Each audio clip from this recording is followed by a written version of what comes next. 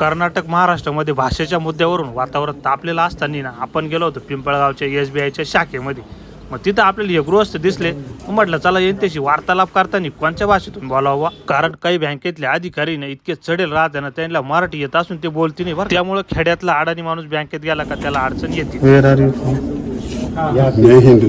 हिंदुस्तानी तर जय हरी माऊली, राम राम मंडळी. हिंदुस्थानी आणि हिंदू असल्याचा आहे ना आपल्याला कायम गर्वच आहे.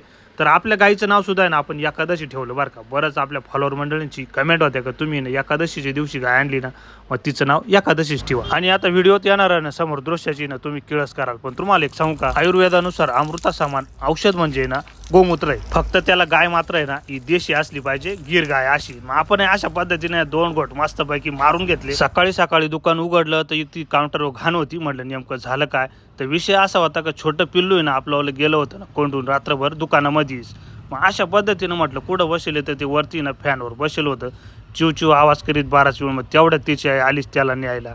पण ते काच इकडे हिंड तिकडे हिंड, लहानच पोर शेवटी त्याला सुकरून पाहून आईचा जीव मात्र आहे ना भांड्यात पडलाच असेल. आपण दुकानच्या बाहेर मस्तपैकी ना चिमणीचे खोपे ना विकत घेऊन लावले होते बरं का. त्यातले ना काही लहान पोरं घेऊन गेले, पण एक खोपा आहे ना मस्तपैकी ना याच्यामध्ये हे पिल्ल तयार. बऱ्याच वेळा ना हे पिल्लू मस्तपैकी आईसोबत बाहेर गेले. ग्रामीण भागात तरी ना अडाणी लोक असतात, त्याच्यामुळे बँकेतील कर्मचारी ना मराठी भाषिकच असले पाहिजे.